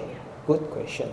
Jadi pengalaman saya ada beberapa teman yang pure darah birunya AI. Kalau saya ini masih kayak darah campuran. Jadi orang yang dari IT, programming tradisional, mulai transisi ke AI. Itu orang kayak saya itu orang campuran. Kita ngomongnya tuh bukan darah tulen, Mbak, itu, Mbak. Kalau darah birunya AI ya, itu yang paling penting itu tuh sebenarnya di pendidikan formal itu sangat membantu memang. Tapi beberapa perusahaan dunia ini tendensinya atau trennya ya, mereka melihat portofolio.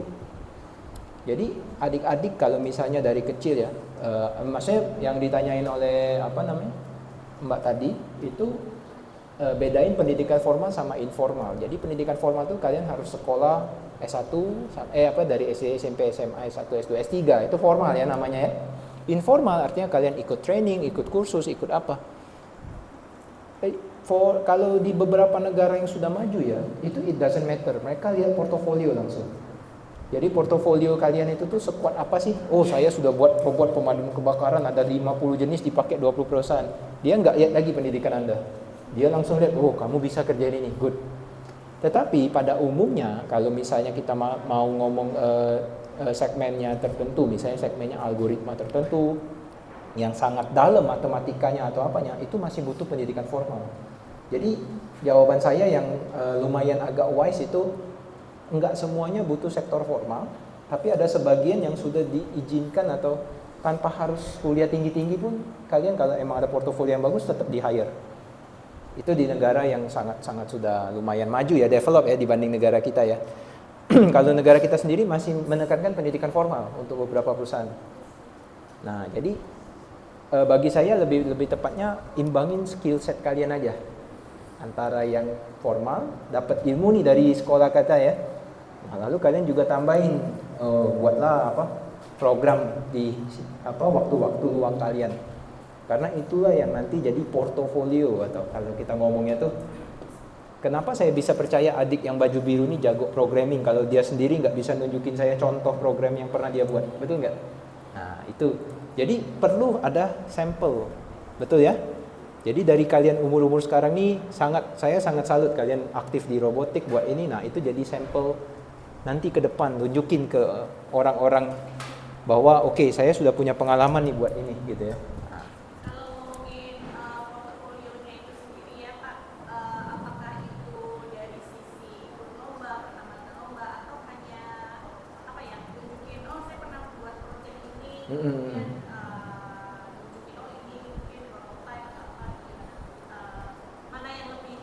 Oke, kalau berdasarkan pengalaman yang saya alami sendiri gitu ya, saya masuk ke panel interview juga, jadi ngikut interview orang juga. Jadi beberapa aspek yang sangat kita lihat itu untuk melihat misalnya nih, ini ada 1, 2, 3, 4, 5, 6 dijejerin gitu ya, kandidat karyawan. Kita mau ambil 2 orang terbaik. Yang kita lihat pertama kali apa? Pasti nilainya dong.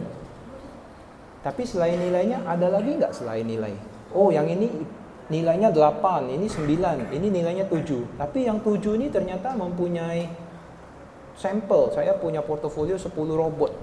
Yang 2 ini nilainya lebih besar dari dia. Tetapi ternyata nggak ada portofolio. kalau bagi perusahaan yang seperti saya cari orang yang seperti ya itu juga. Kenapa? Karena itu yang membedain orang yang practical atau orang yang membuat gitu ya, sama orang yang cuma belajar. That's the difference in the industry. Jadi kalau kayak industri yang sepengalaman saya, kalian bisa cek sama orang-orang di sekitar kalian. Always mereka lihat itu. Pertama portofolio, kedua significant achievement, misalnya outstanding kayak penghargaan, sertifikasi, apa namanya recognition, itu juga sangat berpengaruh. Misalnya juara 1 level dunia, wah udah nggak usah lihat lagi, sudah pasti di hire gitu ya. Ini sudah the best out of the best. Jadi nilai nggak jadi parameter mutlak untuk menentukan Anda diterima di suatu perusahaan, nggak. Sangat hanya salah satu faktor saja. Jadi kuatkan ilmu kalian nggak hanya dinilai, tapi ada soft skill, nanti ada achievement, ada saya aktif di organisasi, lalu saya mempunyai banyak jenis. Misalnya kalau dunia software engineer saya sudah punya buat website 20 websitenya, wah.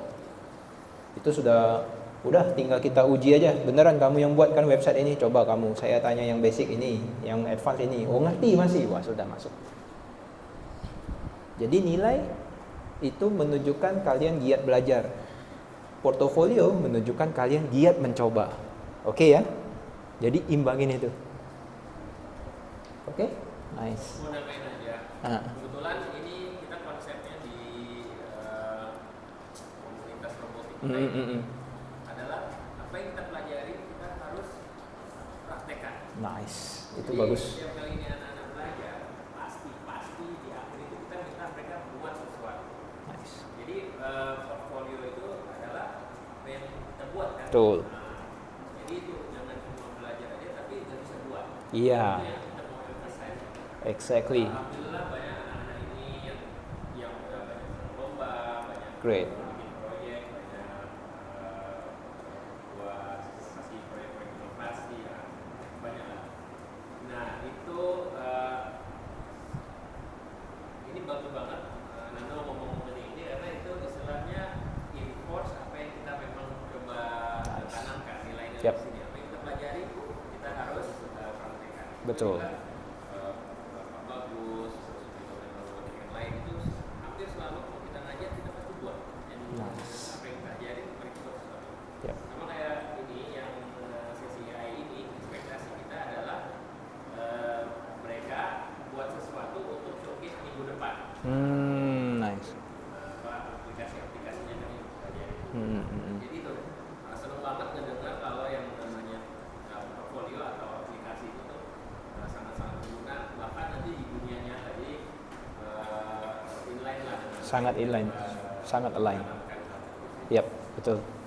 Jadi itu salah satu benchmark kita untuk melihat salah satu kandidat ini memang sangat firm untuk bisa join company ini karena ya itu tadi dia punya skill set plus dia punya portofolio. Artinya itu sangat align. Hampir sebagian industri yang saya pernah, karena saya juga selain bekerja saya sempat mencari kerja juga. Jadi saya sempat di interview orang, saya sempat itu selalu yang ditanya pertama kali itu, kamu tulis di CV kamu tuh jago buat website gitu ya. Tunjukin saya website yang pernah kamu buat. Nah, simple ya, kita nggak bisa overclaim. Anything we can fake it, kata orang. Kita bisa tulis apapun yang itu fake it itu artinya tuh kita bisa jadi bahasanya itu tuh tulis sesuatu yang overclaim. Bahkan yang kita nggak pernah buat hanya demi pekerjaan. But in the end of the day, panel yang menginterview kita itu kan pasti smart. Dia nggak bisa ngelihat cuman karena dia orang overclaim ini jago website, buktinya apa? So bukti itu ada portofolio. Nah makanya kalau saya buat CV selalu align sama apa yang pernah saya buat. Jadi ketika ini benar ya, kamu memang bisa ini, tunjukin. Ya tunjukin, memang pernah saya buat. Itu aja. So pastikan align antara skill set soft skillnya sama hard skillnya diimbangin. Nah banyakin itu aja. Ada lagi yang mau nanya? Ada yang ngantuk? Saya Pak. Wah, makasih, nggak apa-apa. Itu sangat manusiawi ya. Sebentar lagi selesai roadmapnya. Saya rasa bentar lagi juga selesai. Oke, di bagian roadmap. Oke, nah ini roadmap. Kebaca? Ada yang bisa baca atau kebaca? Nanti saya share ke Bapak. Jadi bisa share ke anak-anak juga. Di situ ada banyak reference link. Saya biasanya ngelihat apa namanya? Misalnya nih adik-adik berminat mau jadi AI engineer, mau jadi robotic engineer. Apa namanya? Ada beberapa website yang nunjukin roadmap-nya. Apa yang harus kita fulfill, apa yang harus kita capai biar bisa achieve sama international standard.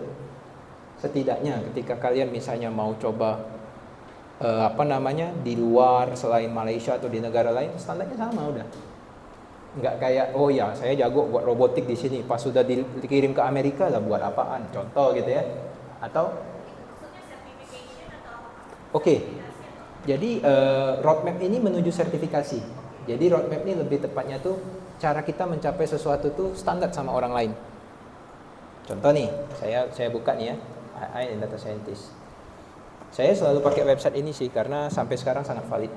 Jadi website ini, contoh nih, kalau kita mau jadi AI and Data Scientist, apa yang kita butuhin? Kita butuh nguasain ini nih, matematik, statistik, bla bla bla. Perlu nggak dikuasain semuanya? Ya, silakan. Bagi saya nggak harus 100% perfect. Minimal kalau ditanya tahulah, gitu ya. Nah, contoh nih, saya klik course-nya. Dia kasih nih, website ini kasih course-nya. Belajar di mana, nanti seperti apa. Nih, Coursera. Oh, belajarnya di sini, contoh. Zaman saya dulu kuliah, nggak ada yang kayak gini. Bener-bener kayak raba-raba gitu ya, mau belajar apa gitu. Nggak tahu, di luar sana udah berubah. Tapi di zaman sekarang, adik-adik sekarang ini udah, ilmunya sudah di mana-mana. Kalian niat nggak? Itu aja sih. Bener-bener harta karun sudah dibuka gitu ya.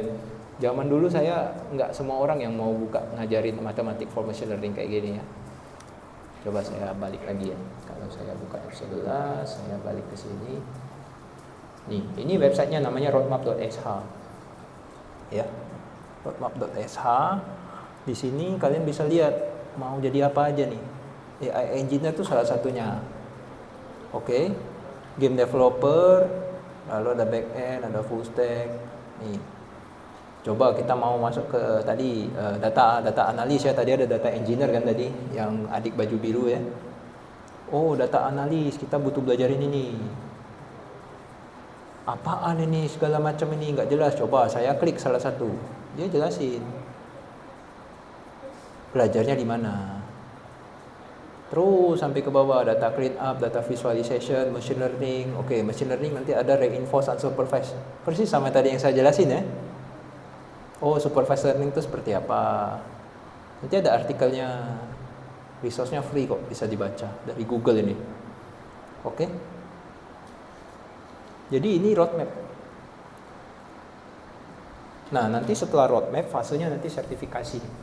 Contoh seperti saya beberapa ambil sertifikasi yang berkaitan dengan core computing, for example dari AWS, dari Google. Itu yang membuat minimal standar kita sama nih. Enggak bilang bahwa sertifikasi itu tuh kamu lebih jago dari saya, enggak, tapi itu menunjukkan bahwa kamu tuh satu standar sama orang-orang di luar sana. Paham ya? Kalau di Indonesia apa namanya? Standar nasional Indonesia gitu ya. Nah, artinya ada kriteria yang disamaratakan. Jadi nggak bisa overclaim. Tiba-tiba adik baju biru datang ke saya. Saya jago Pak buat robot 30, saya sudah buat robot. Oke.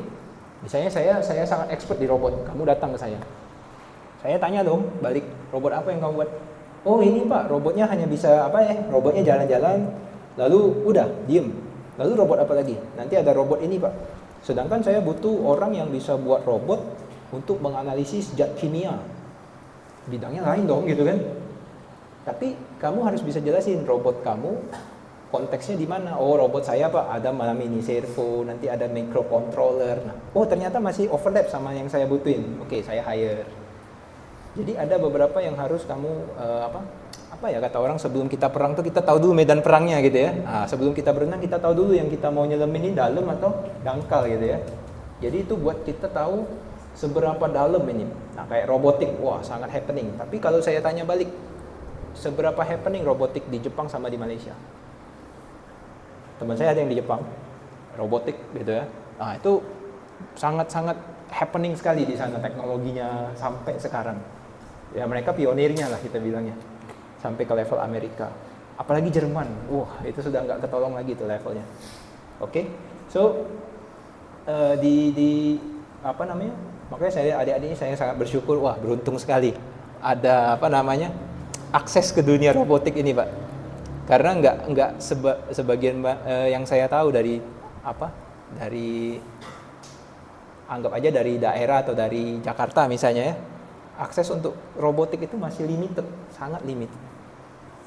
Jadi applause to yourself kata orang itu tuh, tepuk tangan gitu ya bahwa kalian bisa dapat akses ini. Sangat baik lah. Dapat AI lagi, wah sudah kombinasi yang mutlak itu robotik plus AI, your future is secure.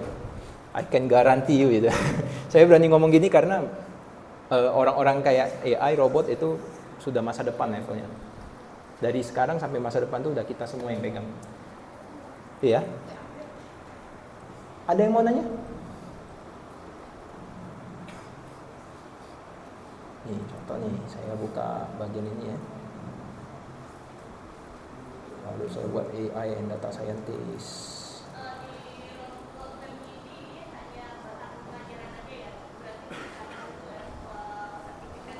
Oke, jadi karena roadmap ini setidaknya kasih kita fundamental apa yang kita perlu checklist. Nah, lalu ketika kita mau ngomong sertifikasi, kita harus lihat lagi. Contoh nih, kayak ngomongin AI. AI itu ada beberapa sertifikasi dari beberapa cloud provider. Contoh nih, kita ngomong AWS ya. AWS ada AI practitioner. Contoh nih.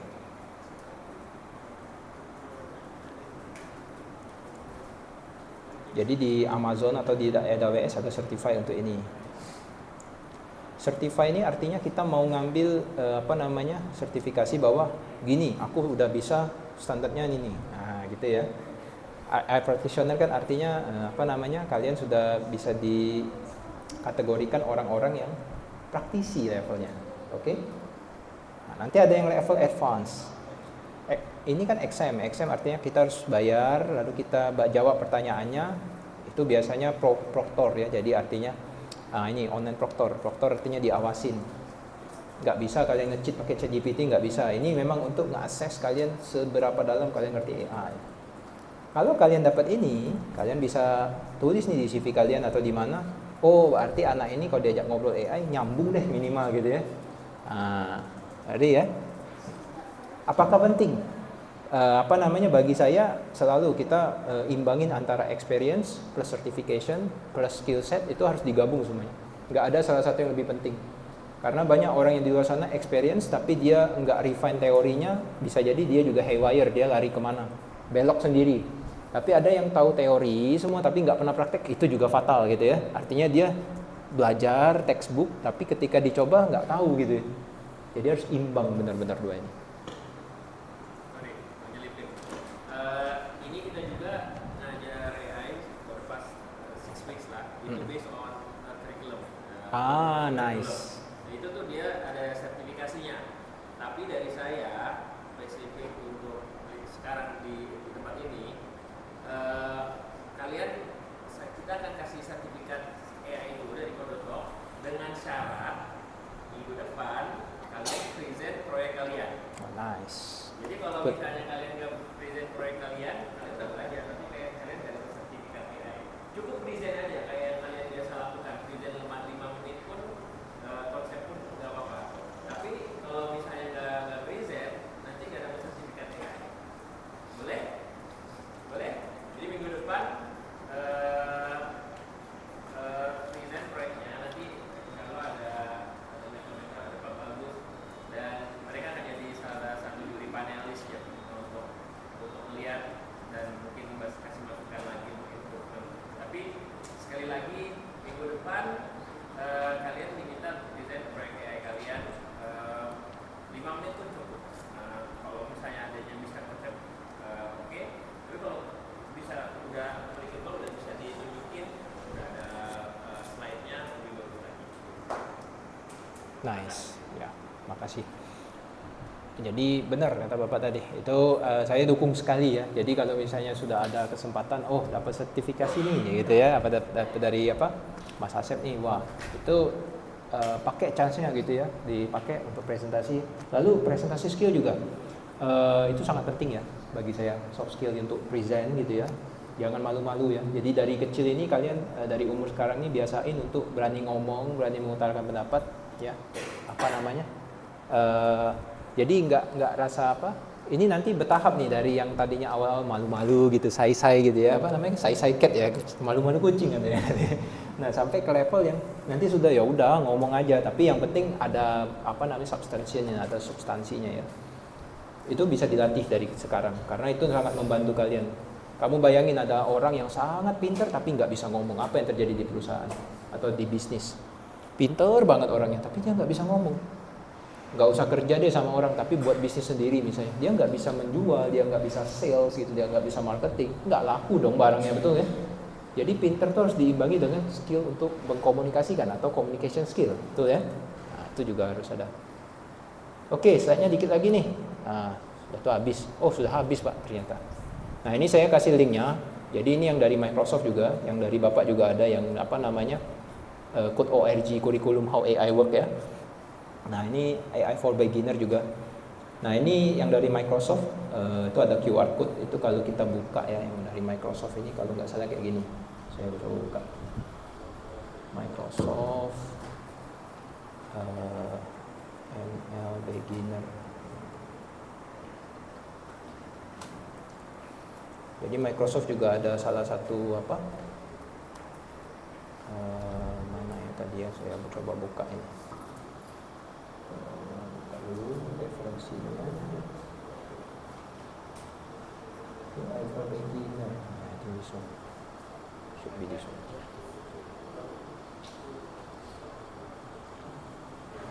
Jadi ini hanya untuk komplimen saja. Kurikulum yang Bapak sudah sangat bagus. Soalnya saya juga akses dari yang Google ya, dari Google, dari Microsoft, dari ini ya memang kayak gitulah. Itu sudah sangat itu. Nah, ini komplimen aja untuk adik-adik. Jadi misalnya di sini ada jelasin soal apa namanya? Sampai level yang agak sedikit advance. Jadi misalnya level multimodal network, AI ethic responsible. Ini yang sudah agak sedikit mungkin bukan cocok untuk anak SMA sih, ini untuk level yang practitioner profesional ini. Jadi kayak sudah orang-orang yang udah kerja pengen ngetransisi dari ilmu dia tradisional ke AI, nah ikutnya kayak gini. Nah, ini komplimen aja, jadi istilahnya just for your info aja gitu ya. Tapi kalau untuk adik-adik jelas ini dia butuh fundamental yang strong dulu untuk masuk sini. Jadi ini kayak gini, ada computer vision, ada pakai TensorFlow, ada yang kayak pakai Azure, ada lab-labnya juga. Jadi ada dikasih labnya juga di sini. Nah, detecting movement using optical flow, nanti ada notebooknya. Ini nggak jalan notebooknya nih. Jadi di Google tuh namanya Google Colab, kalau di ini ada namanya notebook yang Jupyter Notebook yang bisa kita explore bareng-bareng itu AI algoritmnya. Ini kok nggak jalan ya? Nggak tahu, mungkin Microsoftnya nggak update. Nah, tapi ini contoh-contohnya, misalnya multi agent system, dia jelasin achieve intelligence, bla bla bla, reactive, kognitif. Nah, dia kasih contoh. So ini jadi kayak add-on ilmu aja gitu. Nah, untuk melengkapi yang sudah ada. Ada pertanyaan?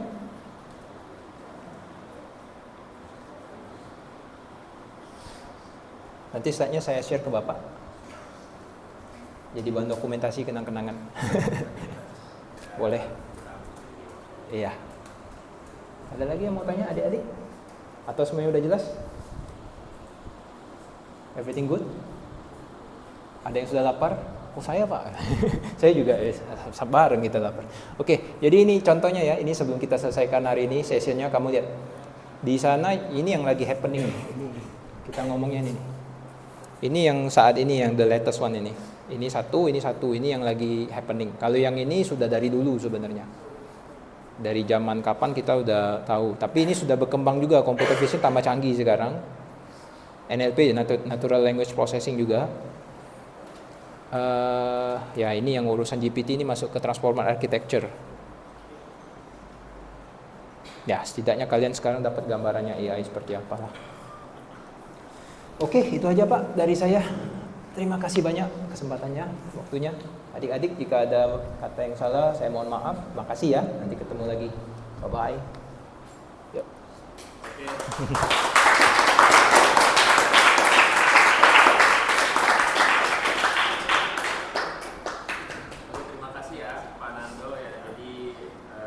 Hari ini kita udah dengerin ya overview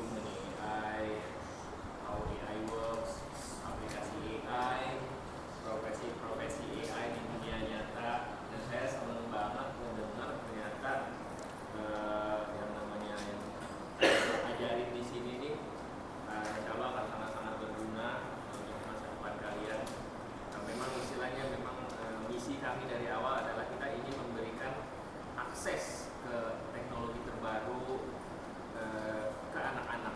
Jadi kita pengen apa yang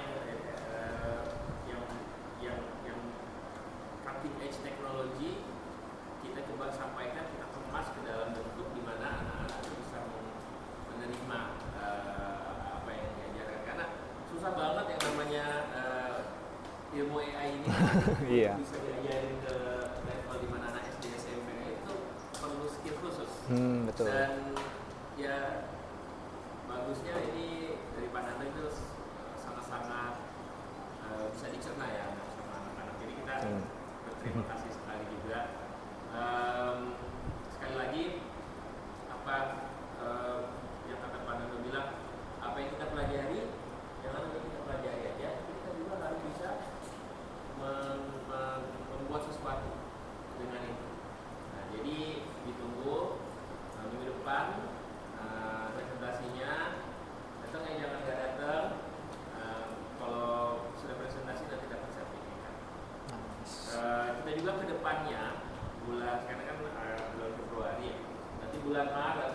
Dan biasanya kita kurikulum per bulan, per 2 bulan itu set kurikulum. Jadi Jadi dalam bulan Maret ini kita ada lagi kurikulum dari Code juga, Coding with AI, dan kita juga ada beberapa mentor-mentor yang juga memang ada background di Python. Nah, dan jadi kita akan mengkombinasikan juga. Sekarang kan juga ada Copilot ya, di Visual Studio Code. Jadi nanti kita juga akan coba invite teman-teman praktisi industri juga untuk kasih tambahan masukan coding with AI yang paling latest, karena kan perubahannya kan Cepet banget ya. bisa berubah. Iya. Atau datang DeepSeek, atau datang Grok, atau datang Copilot. Nah, jadi kita juga akan coba update, dan again it will go to you guys, ke kalian. Jadi kalian rest assured akan mendapatkan info yang memang nggak outdated.